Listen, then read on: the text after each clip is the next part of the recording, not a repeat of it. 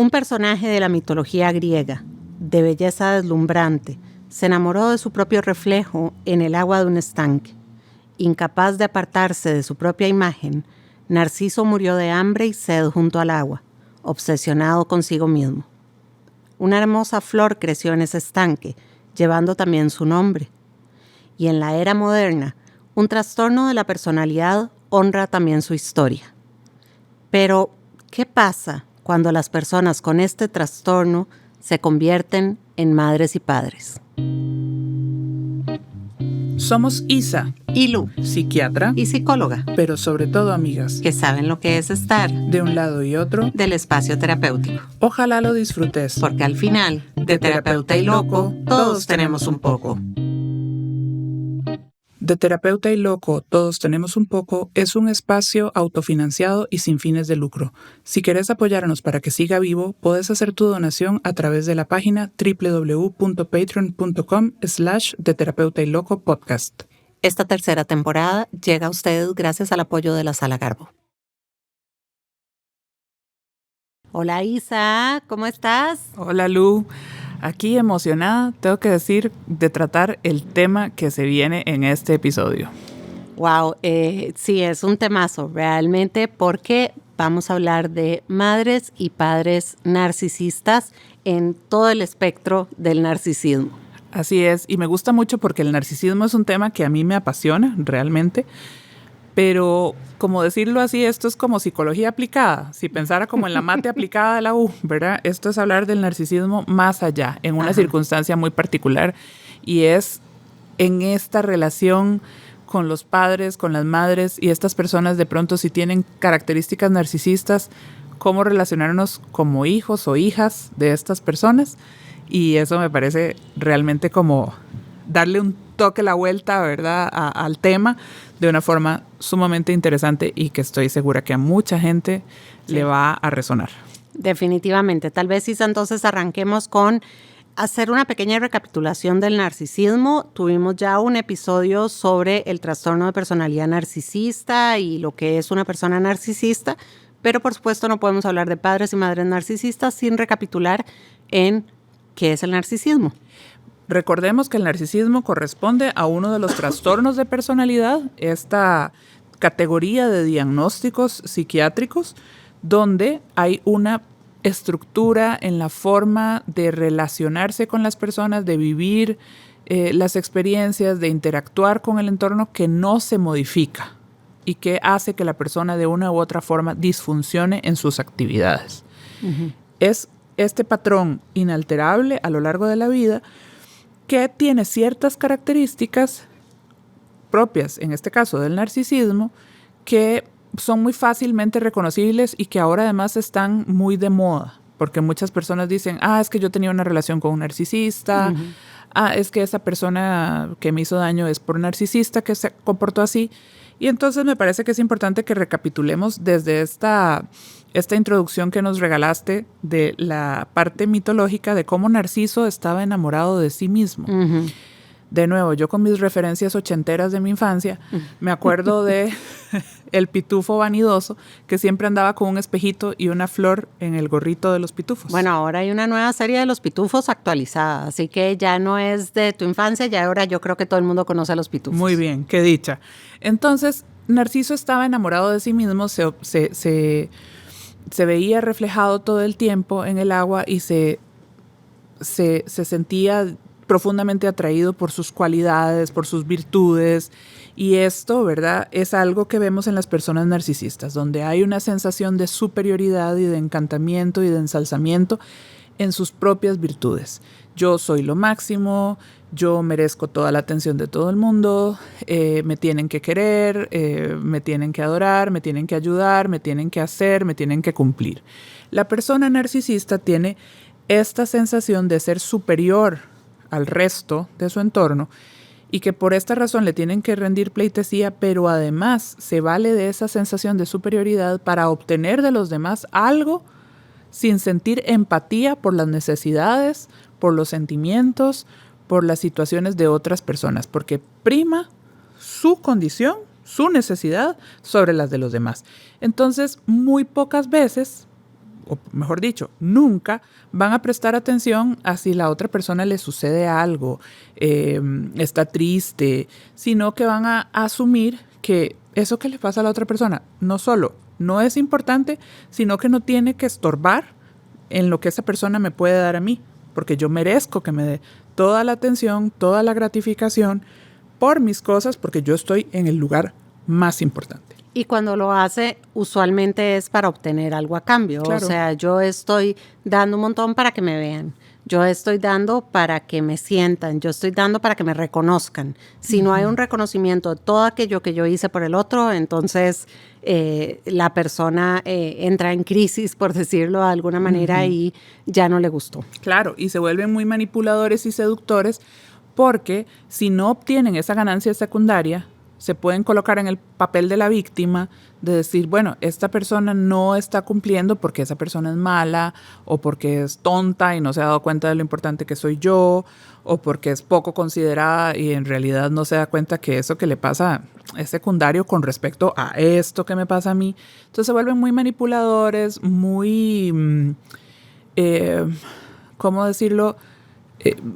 Creo que manipulación es la palabra correcta. Sí. Es como la palabra que describe el ciclo en la relación con un narcisista. Ajá. Y muy seductores también para lograr que la otra persona realmente le ponga el foco a sus problemas y se dé cuenta de que son esta cosa magnífica, impresionante, llamativa, ¿verdad? De que necesitan toda la luz sobre ellos y por así decirlo, seducen, llaman la atención, se colocan en un lugar protagónico de toda la relación.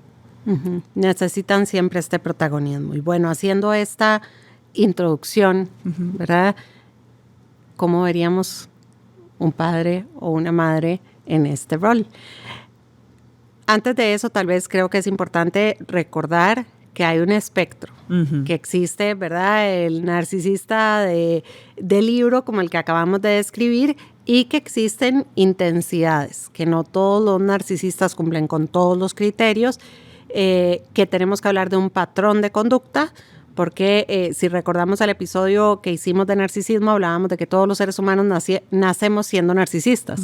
Si pensás en un niño es absolutamente narcisista, sus necesidades son lo único que importa y la empatía por los demás no existe, pero se va desarrollando. Entonces no es que de vez en cuando yo busque atención, yo necesite ciertas cosas o yo haya tenido ciertas conductas donde tal vez dejé de lado las necesidades de los demás, sino que haya como un patrón donde esto se ve en un continuo. Y pensando en que hay un espectro, ¿verdad? En que no todos los narcisistas son de película. ¿Qué pasa cuando estas personas se convierten en padres y madres y pues van a tener que atender a otra personita, pero con estas características de personalidad, ¿dónde queda esto? Es un tema bien complejo porque, a ver, sí, los narcisos se casan, los narcisos se reproducen, los narcisos trabajan, interactúan con el resto del mundo. Y esto que estábamos diciendo de que obtienen una ganancia de su entorno, es, para decirlo en un término coloquial que me recuerda a mi abuelita, muy fregado. Porque de pronto van a tener la responsabilidad sobre niños que trajeron al mundo, de criarlos y de tratar de hacerlo más o menos bien. Pero además, en su narcisismo van a tener que hacerlo, según ellos, súper bien, porque sus hijos van a ser un reflejo de su éxito, ¿verdad? Son personas que entonces necesitan lucir a sus hijos. Ajá.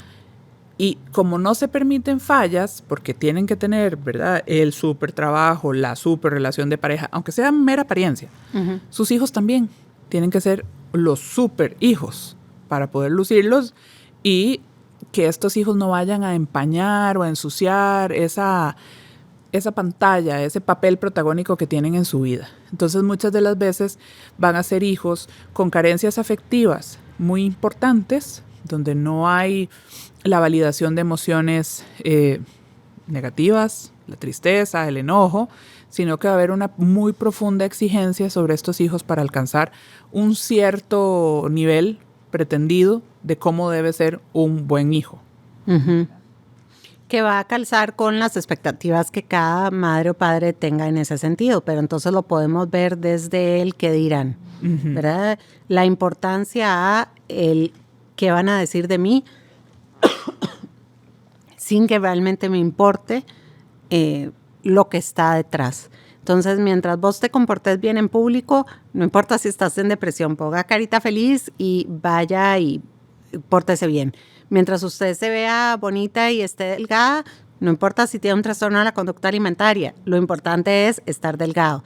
Mientras usted sea súper deportista, no importa lo que tenga que hacer para conseguirlo, lo importante es esto. Mientras usted tenga excelentes notas, que estés consumiendo anfetaminas para lograrlo, no me importa, es esto.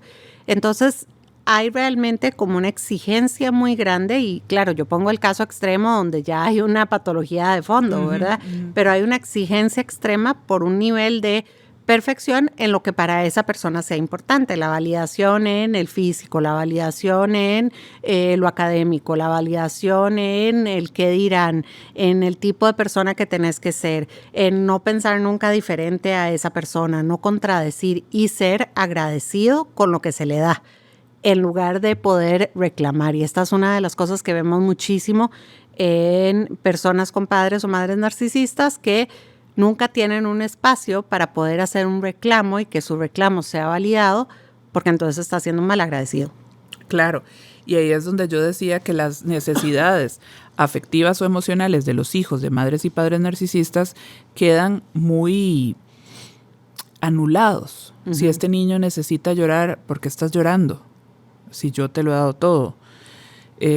¿Por qué estás triste? Triste debería estar yo, que me pasó tal cosa. Ajá. ¿Por qué me estás pidiendo eso? ¿No ves todo lo que te doy?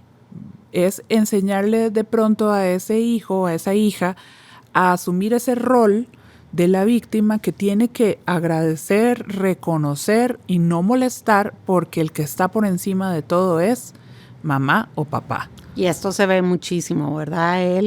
¿Cómo es que vos me haces este reclamo a mí que te lo he dado todo?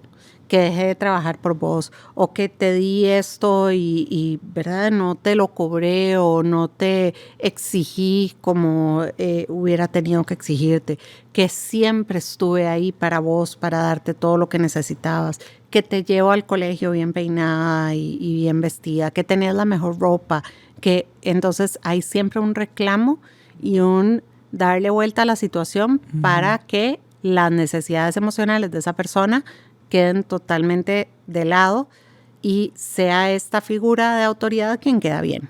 Claro. Porque jamás a un padre o una madre narcisista se le va a poder hacer un reclamo donde haga un proceso de introspección real y pueda decir, ¿sabes qué? Sí, me doy cuenta que te lastimé. Y además hay que entender que del lado de esa enseñanza, de estarle reconociendo y agradeciéndole todo el sacrificio y todas las bondades que tiene este papá o esta mamá, viene también por otro lado la descalificación de muchas otras cosas. Y desde muy pequeña infancia, ¿verdad? Como, qué fea te ves así vestida. Las chiquitas así no deberían de portarse. Ay, yo no sé por qué te peiné así, la verdad es que te ves horrible, ¿verdad? Voy a cambiarte ese peinado. Ay, no, con esa chiquita no andes porque no es una buena influencia. Porque estás no es de las populares. ¿Por qué estás pensando eso? ¿A dónde te enseñaron esas cosas? ¿Verdad? Y estar constantemente descalificando al niño o a la niña que más adelante se va a convertir como, mira, vi que bajaste un poquillo de peso, te hace bueno esa dieta. O ese tipo con el que estás saliendo, ¿qué? A ver, pásame, ¿verdad? El currículum para ver si califica como novio, a ver si me gusta como yerno un poco, ¿verdad? Es el mensaje que va por debajo.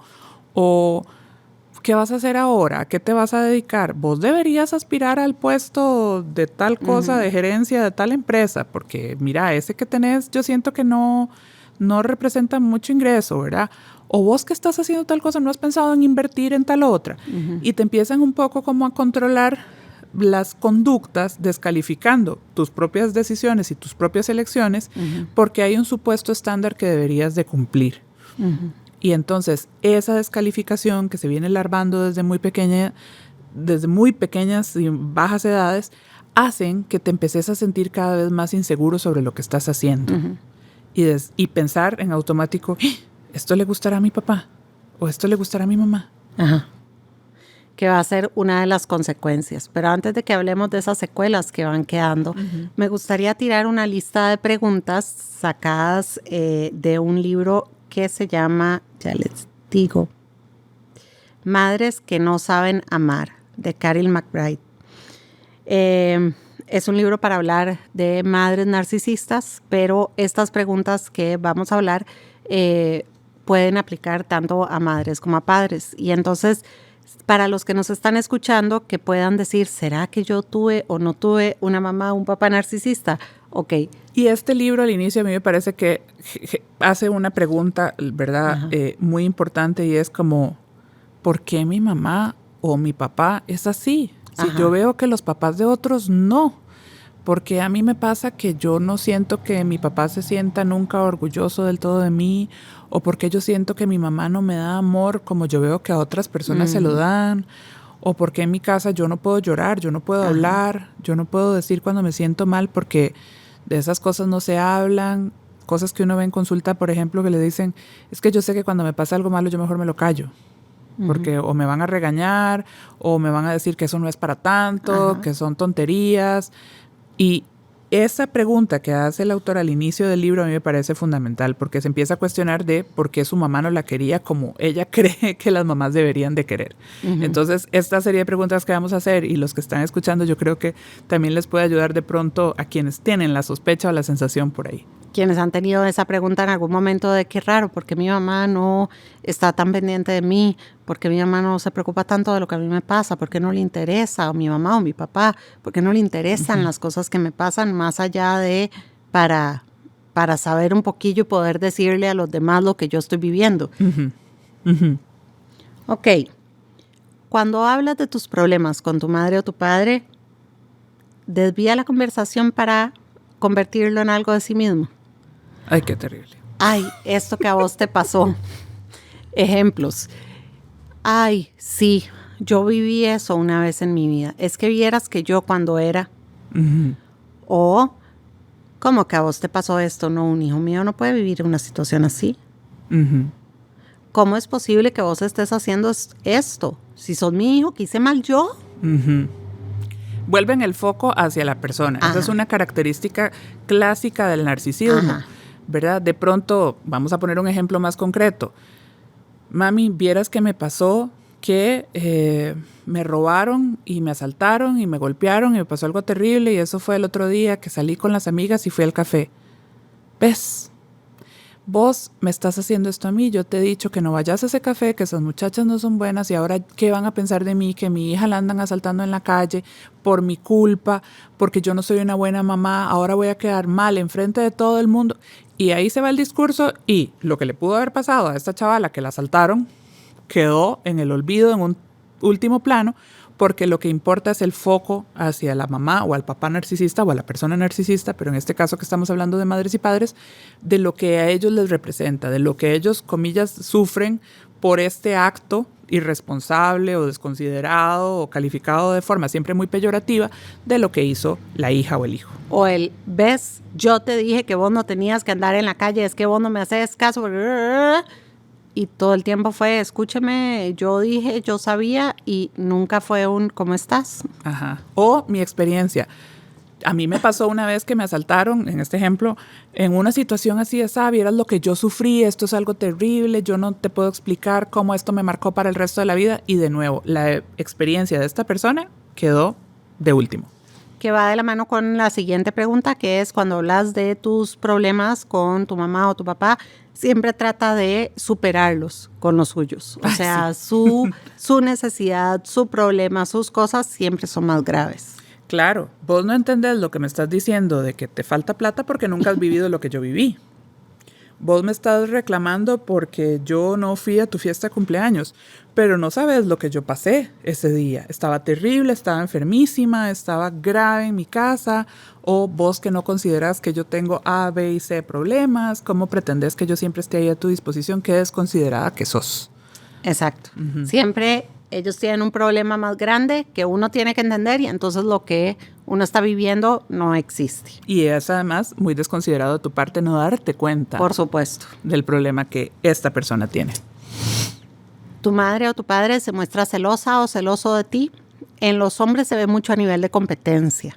En las mujeres se ve mucho a nivel de celos, esto. Por un tema de socialización, los hombres tienden a ser más competitivos, hombres más narcisistas, muy competitivos con sus hijos. Entonces siempre tienen que ganar, siempre tienen que empujar, siempre tienen que ser el mejor, el más fuerte, el más líder, ¿verdad? Apagar a los hijos. Y las mujeres narcisistas, por lo general, es un tema de celos. Escuchamos historias de, ¿verdad? La mamá que le roba la ropa a la hija y se pone las cosas de la hija. O todo el tiempo, ay, viste, me dijeron que yo parecía tu hermana mayor. Esos son, sí, porque las mujeres hemos sido socializadas para pelearnos mucho entre nosotras, en términos de apariencia, ¿verdad? Es el espejito, quién es la más hermosa del reino. Esto es un tema muy fuerte en nosotras. Y en los hombres es este tema de competencia que se ve mucho. Y también hay una competencia del conocimiento, del saber hacer determinada actividad. También. O de descalificar la que vos estás haciendo porque es menos importante, ¿verdad? ¿Cómo se te ocurrió estudiar psicología? ¿Verdad? Vos debiste haber estudiado, no sé, y ahí digamos todos los imaginarios sociales. Exacto. Vos deberías de ser abogada. Exacto. ¿Verdad? Con la inteligencia que vos tenés, siendo mi hija, habría sido magistrada de la corte. ¿Cómo se te ocurre haber estudiado eso? ¿Verdad? O las carreras válidas en esta casa son, ¿verdad? Ajá. O mis hijos solo pueden ir a esta universidad, solo pueden ir a este colegio. Si quieren estudiar algo como que socialmente tenga menos prestigio que alguna otra cosa, o dedicarse, no sé, a no trabajar, a hacer, ¿verdad? O no estudiar una carrera universitaria. Decir. Exacto. Entonces son descalificados porque no siguen este modelo y ahí empiezan las competencias. Mírame yo todo lo que hice. Y se pueden asociar con otras cosas. Yo todo lo que hice y eso que yo me sacrifiqué por vos. O que yo no tenía los recursos que vos tenés. Claro. Yo no tenía una mamá o un papá como vos tenés. Carece de empatía hacia tus sentimientos. Creo que esto lo hemos ido dejando claro, ¿verdad? Yo creo que empatía, y aquí es como que voy a hacer un paréntesis, es importante que entendamos que la empatía es este ejercicio de ponernos en el lugar del otro, no para analizar los datos de lo que le está pasando a la otra persona, sino para analizar lo que está sintiendo la otra persona. Puede ser que alguien venga y me diga, estoy muy triste porque se me murió mi gato o mi perro. Y yo diga, es solo un animal, es solo una mascota, porque nunca he tenido mascotas y no sé el afecto que uno puede desarrollar por la mascota. O porque me parece, no sé, tonto. No importa. No hace falta que usted tenga perros, pericos o caballos. A esa persona le duele ese evento. Entonces, valide la emoción, escuche qué es lo que está pasando y trate de conectar con la emoción, no con el dato. La empatía requiere que uno haga un viajecito adentro, conecte con lo que se siente estar triste, tener una pérdida, estar frustrado, conecte con lo que se siente, experimentar X o Y emoción y a partir de ahí pueda sintonizar con el otro, aunque la razón por la cual la otra persona esté sintiendo esa emoción no calce conmigo, yo sí puedo calzar con la emoción. Pero estos padres o madres no tienen esa capacidad. Porque esa es una característica del narcisismo, la incapacidad de conectar con las emociones de las otras personas porque el foco está puesto sobre mis necesidades. Entonces, si mi hija me viene triste porque terminó con una pareja y yo le digo, ay, qué dicha, por si ese chavalo no te convenía. Sí, esa es típica. Me alegra porque ese tipo no iba con vos para ninguna parte o esa pareja te hacía más daño. Ok, puede ser que la pareja que tenía no era tu favorito, no era un buen tipo de acuerdo a tus estándares, pero estás invalidando la emoción de la tristeza por la ruptura de una pareja, de la pérdida, ¿verdad? Entonces ahí no hay un acto empático de mamá que en ese momento, y que ahora en crianza positiva, o ¿verdad? Crianza respetuosa lo vemos muchísimo. Si su hijo está llorando, ese no es el momento de darle un sermón. Abrácelo, conéctese, corregule, quédese en silencio. El cerebro está en esos momentos embebido en un montón de sustancias y llorar es súper sano. Tiene que llorar. Ok, ya después hablaremos de lo que generó el llanto, de cómo repararlo, etc. Pero si amputamos esa reacción emocional desde el inicio, eso es una falta de empatía clásica. Exacto. Tu madre o tu padre apoya solo tus cosas cuando le hacen verse bien, hacen que ella parezca una buena madre o que él parezca un buen padre. Claro. Entonces, esas son las cosas que apoya, las cosas que generan algún tipo de luz hacia ella. Mi hija, que se está graduando. Mi hijo, que es deportista. Mi hijo médico. Mi hija ingeniera. ¿Verdad? Y de repente, todo lo demás. Vieras el carro que se compró. Ajá. Ahora tiene una casa en este barrio súper lujoso. Este es el edificio donde queda la oficina de mi hijo o de mi hija. Tiene tantos premios y tantas medallas. Y vamos a ver, aquí es importante. Por supuesto que uno se enorgullece muchísimo Claro. de los logros de los hijos. Pero en el caso de padres y madres narcisistas, utilizan, digámoslo así, esa medalla, ese bien hacer o ese bien pasar de sus hijos, no por un amor genuino y un interés de desarrollo de los hijos, sino para echarse flores a sí mismo. Uh-huh. Todo esto lo logró porque yo soy el super papá. O su papá. O su mamá. Y mira, y además me permito, como decimos aquí en Costa Rica, rajar. O sea, lucir este logro de mi hijo no es un logro propio, pero lo asumo, me lo he hecho encima, ¿verdad? Porque gracias a mi sacrificio logró esto, entonces es casi que una extensión de mis cosas, de mis facultades, que mi hijo tenga esta. Que en padres y madres narcisistas esta parte se da por dos lados. Hablábamos antes de los celos. Entonces, o es, ay, mi hijo se compró tal carro, o es, se compró tal carro y a mí no me ayuda. Va por los dos lados, ¿verdad? O va por el tema de celos y competencia, o va por la parte de, entonces, fanfarroneo con estas cosas que tiene. Y cualquiera de los dos habla mucho de este esquema, porque muchas veces va por este otro lado de, ¿y yo? Vieras, andas súper bien vestida, gastando un montón de plata en ropa, y mira yo, las pilchas con las que ando. Y uno dice, pero, ¿verdad? No es la obligación de su hijo comprarle ropa de marca. Y no logran sentir este aprecio porque no les están dando lo mismo. Correcto. Y hay un reclamo además solapado de que todo debería de serle retribuido, recompensado y además dirigido siempre. Se pasa comprando eso, pero a mí nunca me saca. Ajá. Ok. Y además cuando uno se pone a revisar no es cierto, ¿verdad? No, pero sí, casi nunca. Pero el drama y la cuota ahí digamos, de salsa está puesta. O te vas a ir a la playa en lugar de mi hija, qué bien, se puede despejar en la playa, es te vas a ir a la playa y me vas a dejar. Entonces siempre vuelve a la persona. Esta es, creo que de las que uno más escucha, dice, has sentido constantemente falta de intimidad emocional con tu madre o tu padre. Y algo que marca mucho o que enciende mucho las alarmas es cuando la gente viene y dice, es que no me conoce. Conoce lo que quiere ver en mí, lo que ha proyectado sobre mí o lo que quiere ver de mí o la parte superficial y ya eso es más que suficiente, pero no tiene idea de quién soy. Constantemente actúa o me regala cosas o hace cosas que no calzan con quién soy yo.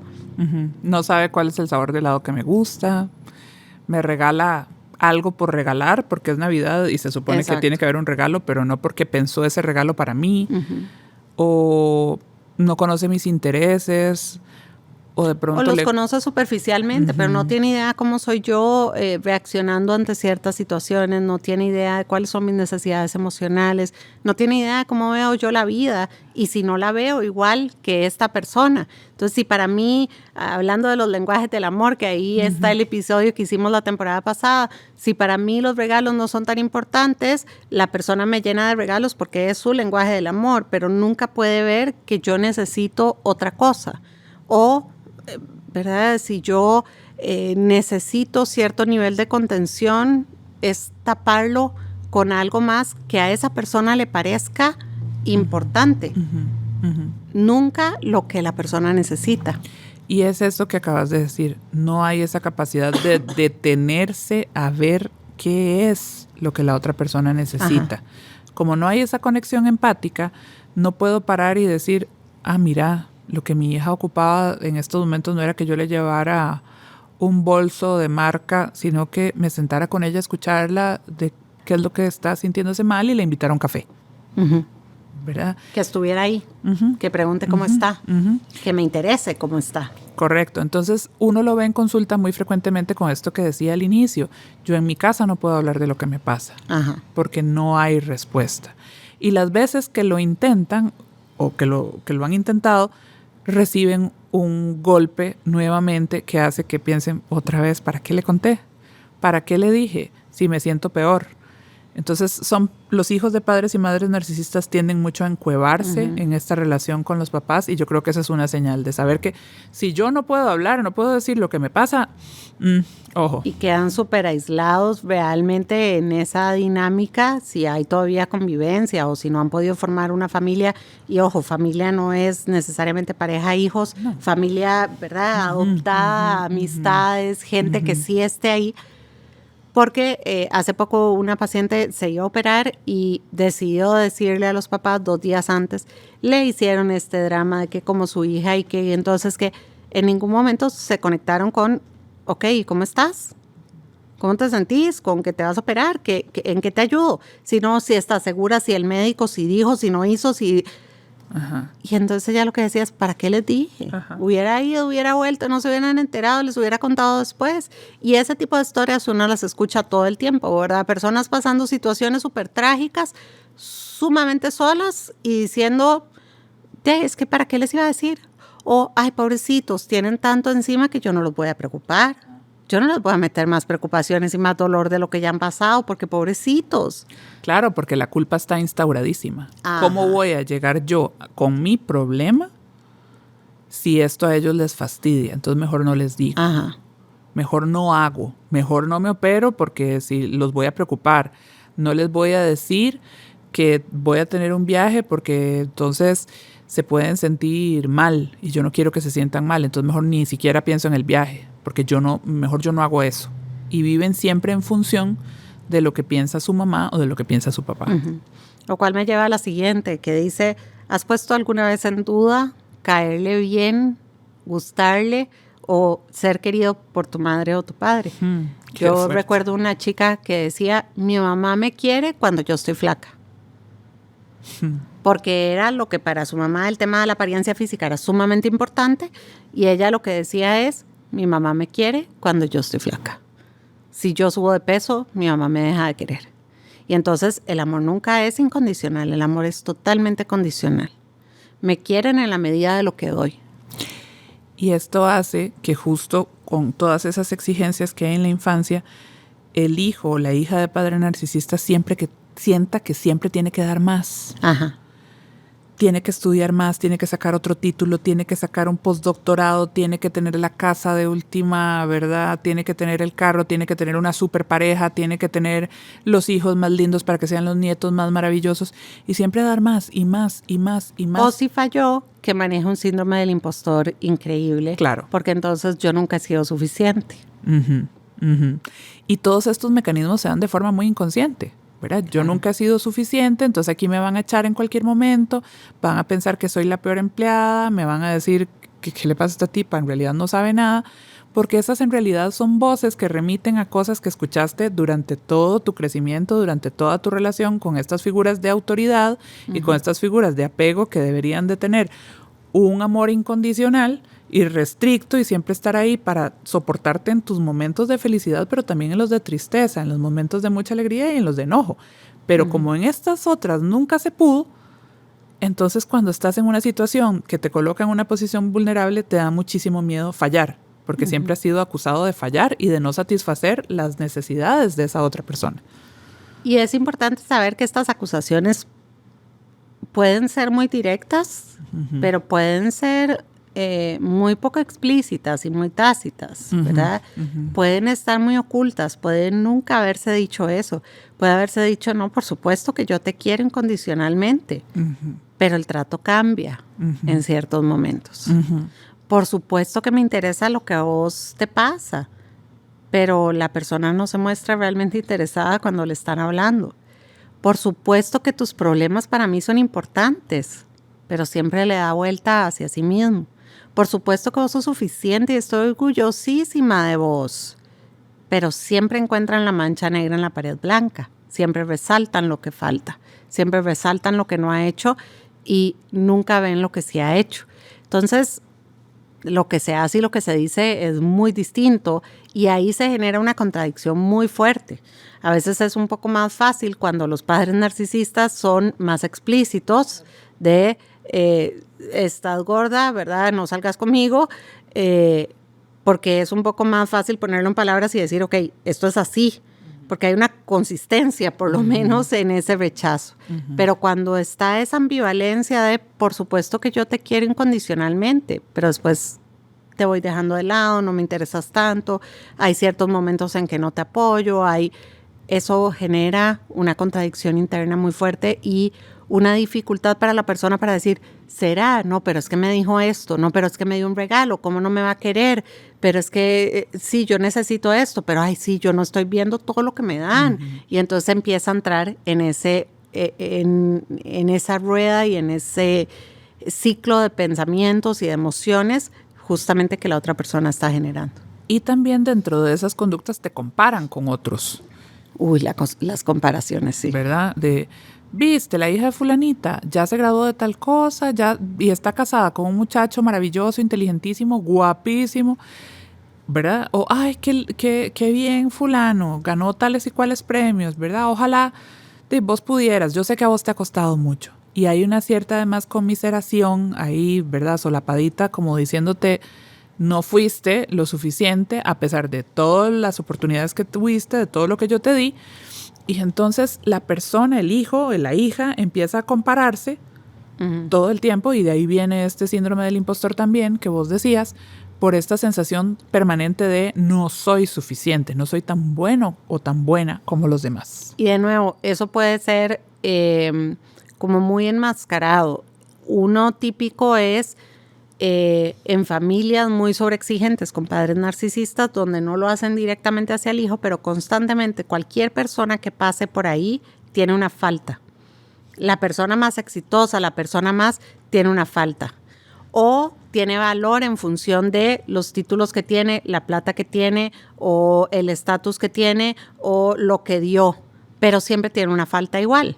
Entonces, sí, bueno, esta persona es súper guau porque ve la charla que dio, o ve el título que tiene, o el puesto que tiene, pero sí, no es muy inteligente emocionalmente, ¿verdad? O viste qué mal que habla, me pasó este texto y está lleno de faltas, o anda vestida terrible, o tiene por detrás vieras todo lo malo que le pasa, ¿verdad? Entonces siempre descalifican al que supuestamente le va bien porque de una u otra forma están queriendo decir no son tan buenos como yo. Entonces, claro, los hijos de estas personas, aunque a veces no crezcan escuchando la crítica directa hacia ellos, siempre crecen escuchando, la gente lo que hace es juzgar de maneras horribles a los demás, de ahí la gente a mí me debe andar juzgando así. Como ellos juzgan a todo el mundo y como ellos cuestionan y critican a todo el mundo. Entonces yo me hago chiquitito mejor porque no soy suficiente. Correcto. Bueno, hay muchas cosas que ya hemos ido diciendo, pero esto pasa a veces que mamá o papá solo hace cosas por su hijo cuando la pueden ver. ¿Verdad? Y esto, yo me acuerdo de una paciente que decía, yo pedía por favor que alguien estuviera cerca, que viniera alguien a visitarnos, porque en ese momento mi mamá era encantadora. Y cuando estaba solo conmigo, estaba desconectada. No le importaba si comía, si no comía, si hacía, si deshacía, pero si había gente, era esta mamá de revista.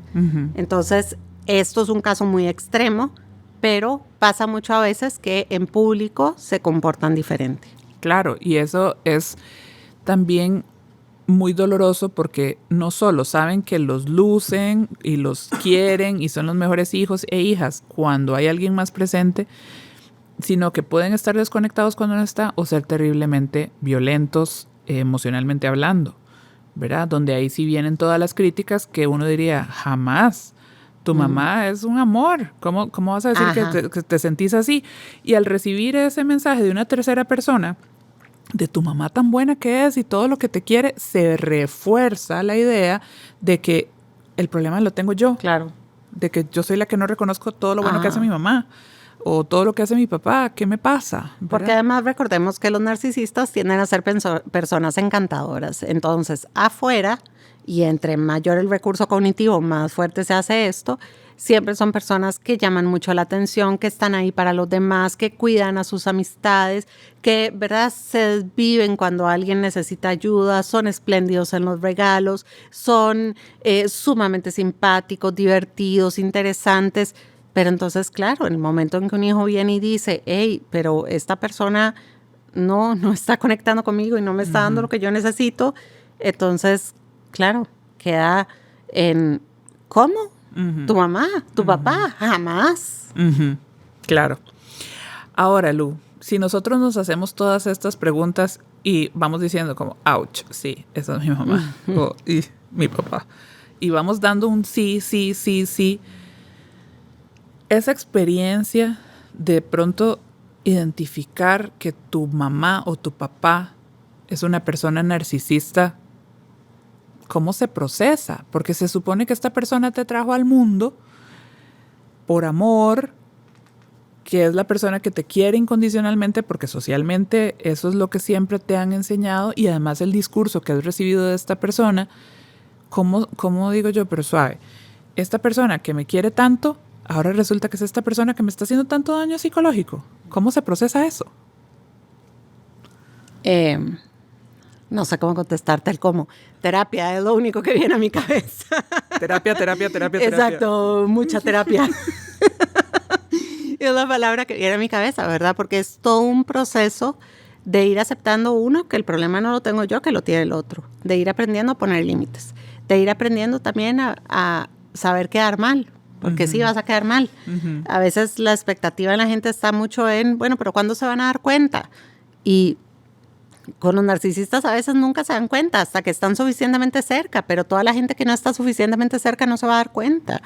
Tal vez nunca te va a aceptar como quisiste, muy probablemente nunca te va a conocer íntimamente. Y terapia. Para ir haciendo todos esos procesos de duelo e irte fortaleciendo vos para poder poner los límites y para poder sanar las heridas que quedan. Una paciente hace poco me decía, ella es la persona que yo más he querido y es la persona que más me ha dañado. Y ese es el sentimiento muchas veces con mamás y papás narcisistas, porque han sido personas que en su momento han sido muy admiradas por sus hijos, que en su momento se les ha querido muchísimo, que han tenido un rol importantísimo en la vida, y el momento en que uno cae en cuenta esta gran herida que hay detrás de estos padres, se te cae todo, se te cae no solo tu figura primaria de apego, se te cae la imagen que tenías de esa persona, se te cae la construcción que hiciste alrededor y se te cae también la creencia de que no sos suficiente y que hay algo malo en vos. Entonces sí hay que botar todo eso para luego construir una imagen más realista de esa madre o ese padre, ver qué tipo de relación se puede tener y cómo fortalecer a la persona. Yo creo que esto que dijiste de hacer el duelo, a mí me lleva a, siempre que lo escucho, cuando alguien dice es que hay que hacer el duelo por la ruptura de pareja, hay que hacer, ¿verdad?, recapitular las etapas del duelo. Y va a haber momentos en que nos neguemos. No, mi mamá no es narcisista. O sea, esto soy yo, de fijo me lo estoy inventando, de estar viendo TikToks, de lo que me dijo fulanita, ¿verdad? Hay un momento de negación. Va a haber otro momento de mucho enojo, de por qué me hizo todo esto, de sentirse realmente traicionado y con ira hacia esta persona, y ese enojo te puede llevar a confrontar, a decir, a pelear, de por qué no te das cuenta todo lo que me estás haciendo. Sin detenerse a pensar que del otro lado tenés un narcisista que nunca va a hacer esa introspección, ¿verdad? Va a haber también un momento de depresión. Esto va a doler mucho. Es muy doloroso darse cuenta que esta persona que, como vos decís, yo admiraba tanto, que se suponía que me quería incondicionalmente, en realidad no es tan así, ¿verdad? Entonces hay mucho dolor también. Hay esta negociación de, bueno, tal vez si yo le digo que he estado leyendo todo esto y que yo creo que debería cambiar y hacer esto por mí. Tal vez si yo le explico y lo llevo a donde un psicólogo pueda cambiar, o tal vez mi mamá lo que necesite es que yo... Todas las etapas del duelo entran ahí, ¿verdad? Hasta que llega un momento en que yo tengo como que aceptar, resignarme. Bueno, it is what it is. Esto es lo que hay, ¿verdad? Este duelo va a tener también mucha culpa, que no es de las etapas del duelo clásicas, pero este duelo en particular va a llevar mucha culpa. Porque la manipulación, decíamos al inicio, como vos pusiste esta palabra sobre la mesa, es como la conducta clave de un narcisista, y la manipulación es esta estrategia psicológica donde yo acomodo la situación para que la persona haga o me dé o diga o se comporte de la manera en que yo quiero que lo haga. Y la manipulación lleva normalmente a las personas a experimentar mucha culpa. Entonces, la culpa va a ser una constante en ese proceso. ¿Cómo se me ocurre a mí en la negación? ¿Cómo se me ocurre a mí estar pensando que mi mamá o mi papá puede ser un narcisista? En el enojo, ¿cómo me pudo haber hecho esto? ¿Será que de verdad yo debería estar tan enojada? ¿Será que en la tristeza, en cada uno de los fases y de los cuestionamientos va a haber mucha culpa de fondo? ¿Por qué? Porque crecer, pensemos los 18 años de vida, que en la sociedad latina es mucho más que eso, porque normalmente no nos vamos a la universidad y dejamos la casa, ¿verdad? Entonces los latinos que vivimos mucho más aglomerados, más tiempo, crecer tus primeros 20 años de vida con una persona que ha hecho que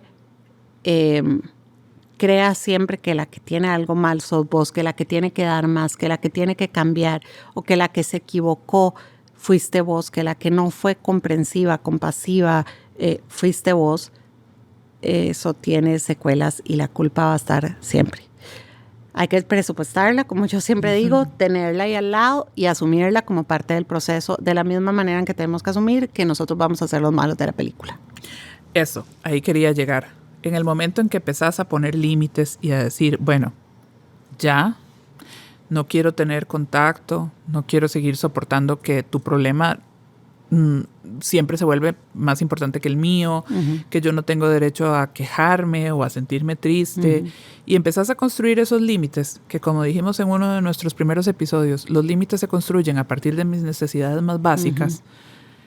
Eso va a generar roncha y va a venir una respuesta de descalificar esos límites que estás poniendo porque te estás equivocando severamente. Yo soy la supermamá que te he dado todo y vos ahorita estás actuando seguro por moda, ¿verdad? Entonces, ese intento de traspasar estos límites y de descalificarte puede ser muy violento emocionalmente. Desde hacerte un berrinche, desde... poner a toda la gente en contra, a toda la familia llamando, diciendo que cómo es posible que vos hayas hecho eso. Dejarte y utilizar estrategias de violencia psicológica, como dejarte de hablar, cómo negarte a hacer ciertas cosas, cómo quitarte bienes que de pronto ya te habían sido dados, cómo, ¿verdad? Poner, como vos decís, a gente en su contra. Vieras lo que me hizo. Es que ella no se da cuenta y ahora cómo anda con esa persona, ya ahora dice que soy yo la mala, ¿verdad? Entonces, este fenómeno es muy pesado y como vos decís, hay que presupuestarlo en el proceso, porque va a ser una y otra vez que te cuestiones por esta culpa que está ahí, si estás en lo correcto o no. Y que entonces tus límites de pronto se tambaleen o eches para atrás y luego para adelante, ¿verdad? Porque vas a estar siempre revisándote si estás realmente haciendo algo que deberías hacer. Y que puede tener consecuencias muy fuertes para la vida, desde quedar alienado a nivel familiar o a nivel social, ¿verdad? De los vínculos que se tienen en conjunto, ser desheredado, que te echen de la empresa familiar y te quedaste sin nada de lo que has construido toda tu vida, que, ¿verdad? Historias de estas que uno oye constantemente y que pueden tener un impacto muy grande para la vida de la persona. Claro que sí, y yo creo que ese pasaje, por dicha, coloca unos lentes que no permiten la vuelta atrás. Ese proceso de terapia, idealmente acompañado así, bien hecho, te permite darte cuenta que esas frases trilladas de a tu mamá tenés que quererla porque es tu mamá, Uf, sí. ¿verdad? O a tu papá hay que honrarlo. Honrarás a padre y madre. Correcto. Y ahí no hay, ¿verdad? No está la cláusula, la letra pequeña que dice si padre y madre te honraron a vos también. Correcto. Esos mandatos sociales de pronto te los podés cuestionar y sentirte en paz. Uh-huh. Y puede ser que el reclamo permanezca y te toque la puerta y la sensación de culpa, pero te vas a dar cuenta que hay una paz cuando logras establecer esta distancia, esta separación, estos límites de decir, bueno, ya, dejémoslo ir. Yo, la verdad, por mucho que compartamos genética, ¿verdad? No necesariamente eso quiere decir que hay vínculo. Uh-huh.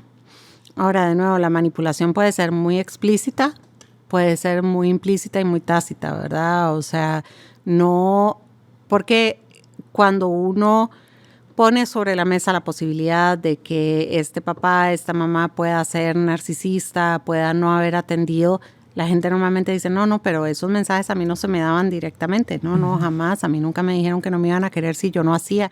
Yo nada más, a mí se me ocurrió. A mí se me ocurrió que yo tenía que ser perfecta. A mí se me ocurrió que yo tenía que darlo todo. A mí se me ocurrió que a partir de este error ya yo no valía nada. A mí se me ocurrió. No, esas cosas a uno no se le ocurren porque sí.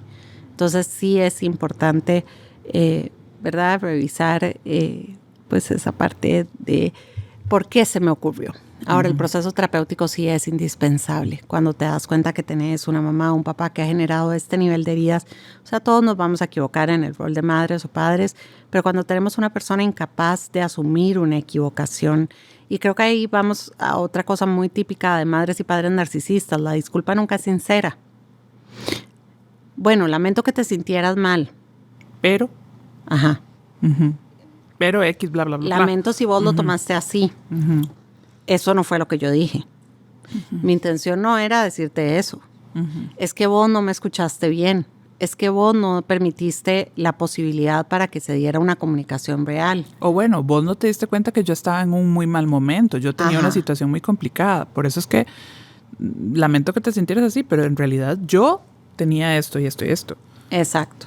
O sí, yo sé que yo te grité y eso estuvo mal, pero es que vos me llevas al límite. Entonces, siempre hay una justificación que devuelve la responsabilidad en la persona que está siendo víctima de algo. Y sí, a veces lastimamos a la gente, a veces lo único que podemos decir es perdón. Y un perdón, me equivoqué, suele ser suficiente cuando es real. Pero las disculpas de estos padres y de estas madres no suelen ser sinceras. Igual que las muestras de ayuda o los intentos de darte apoyo suelen ser por medio de palabras muy vacías. Llámame si necesitas algo. Me hubieras dicho, yo te habría ayudado. O ¿por qué no me dijiste que ocupabas tal cosa? ¿Verdad? Y uno sabe que estas muestras o estos ofrecimientos de apoyo en realidad están muy vacíos porque es como decía mi señora madre, si usted sabe que alguien ocupa una bolsa de arroz, dele la bolsa de arroz. No se espere a que la persona, o no le digas, si ocupas arroz me venís a pedir. Ya sabes que ocupa el arroz, dale la bolsa, ¿verdad? Entonces, estos ofrecimientos tan vacíos hacen que también nuevamente la culpa se active porque uno dice, bueno, él sí me dijo que me podía ayudar y yo no pedí la ayuda. Porque nuevamente es eso, la responsabilidad recae sobre vos y crees que entonces sos el culpable de que las cosas no estén funcionando.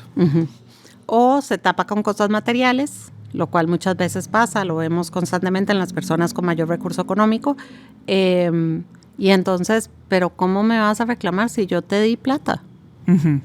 ¿Pero por qué me vas a reclamar? Pero si yo te di plata para que te fueras de compras, o si yo te regalé un bolso cuando estabas triste, ¿cómo me vas a decir que yo no hice si yo te llevé al restaurante aquel que te encanta?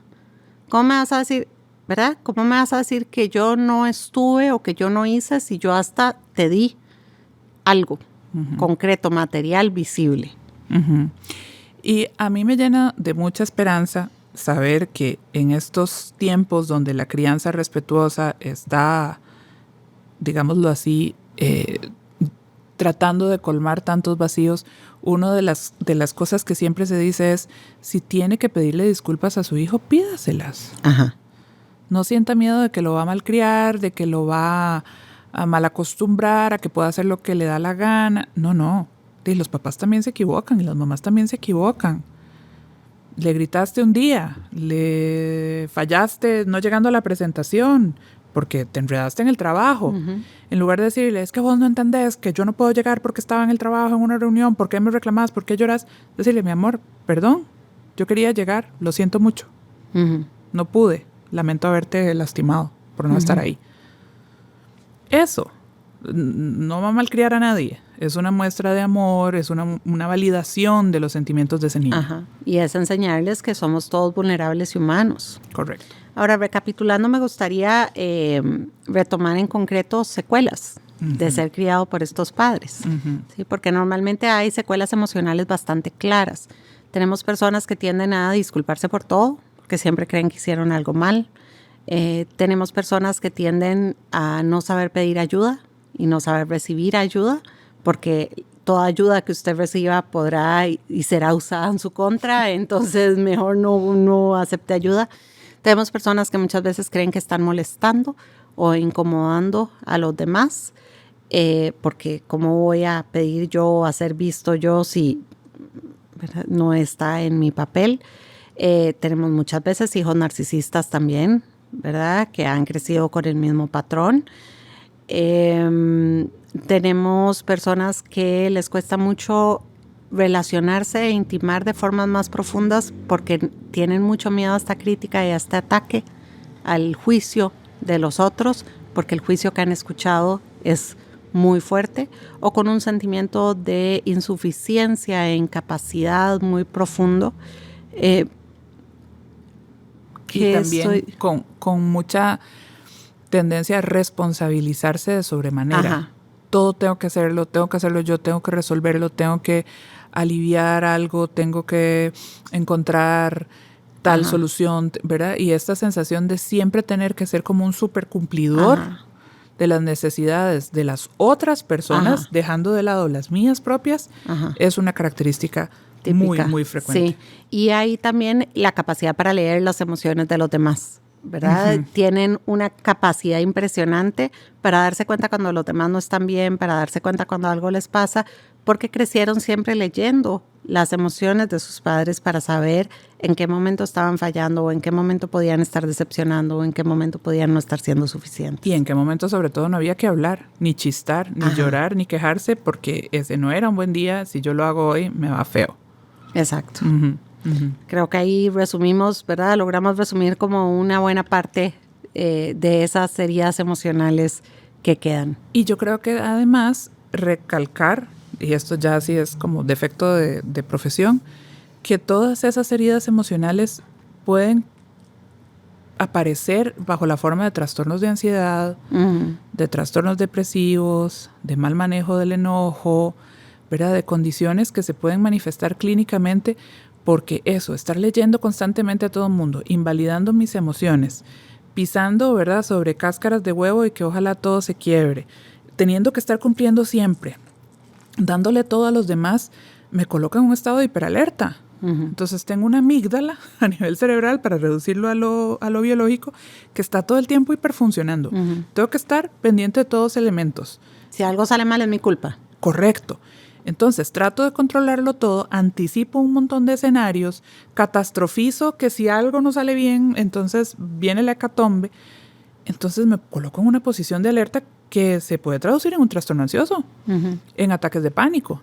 Y si además es una ansiedad que no puedo decir porque qué ridícula, qué payasa, qué conveniente ahora vos enfermarte cuando todo está tan difícil, se lleva muy feo, se lleva por dentro en los altos funcionamientos, o gente que lamentablemente termina muy, muy mal, llegando, por así decirlo, reventado a la consulta, porque han tenido que dejar de lado su salud mental con tal de satisfacer las demandas de estas figuras, que además son las figuras más importantes en la vida de muchas personas por mucho tiempo, ¿verdad? Entonces, yo creo que eso también hay que señalarlo, que te puedes deprimir, te puedes poner ansioso y más. Y algo importante antes de cerrar que quiero señalar, siempre que vemos madres y padres narcisistas y nos vamos a la historia de esas madres y esos padres, tenemos la historia de personas criadas por narcisistas posiblemente, o por personas con su propia patología.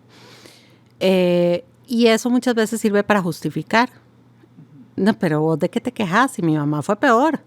Si yo lo que tuve, si yo... Y lo que quiero resaltar es, si bien es cierto, sirve para entender cómo esa persona se forma así, no lo justifica, porque a la hora de nosotros hacer nuestra propia familia, tenemos la responsabilidad de poder hacer un cambio. Uh-huh. Entonces, se entiende, sí, pero no se justifica. En el sentido de que quien tiene introspección y capacidad de insight hace un cambio, lo trabaja, lo elabora. Entonces, te pueden haber agredido toda tu infancia y te pueden haber enseñado que eso estaba bien, pero algo que vos sufriste tanto no se justifica que lo sigas haciendo. Así es. Todo lo que pasó antes, entender cómo fueron criados tu papá, tu mamá, te permite comprender. Claro. El punto es, ¿qué vas a hacer ahora? Ajá. ¿Vas a seguir en esa misma línea? ¿O vas a cambiar, te vas a cuidar y vas a hacer que además tu descendencia tenga una historia distinta y podamos romper con esas cadenas de agresión emocional? Uh-huh. Y es súper importante saber que si bien es cierto no podemos cambiar la familia de nuestros padres, porque ya ellos se armaron como se armaron y trabajaron o no trabajaron las cosas que tenían, nosotros sí podemos cambiar nuestra familia, la familia que nosotros elegimos hacer.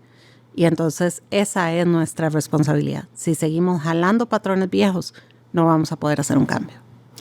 Así es. Espero que les sea de ayuda a muchos que yo sé se quedaron pensando, voy a ir a tener que revisar esto a terapia. Así que muchísimas gracias por acompañarnos. A través de todas las redes nos pueden contar qué piensan de este episodio y nos encanta leer sus comentarios. Gracias. Hasta luego. Chao. Este podcast se encuentra disponible en Spotify, Apple Podcasts, Google Podcasts y en YouTube. Déjanos una reseña y tus comentarios en la plataforma en que prefieras escucharnos. También, si deseas más información, puedes seguirnos en Instagram de terapeuta y loco _podcast.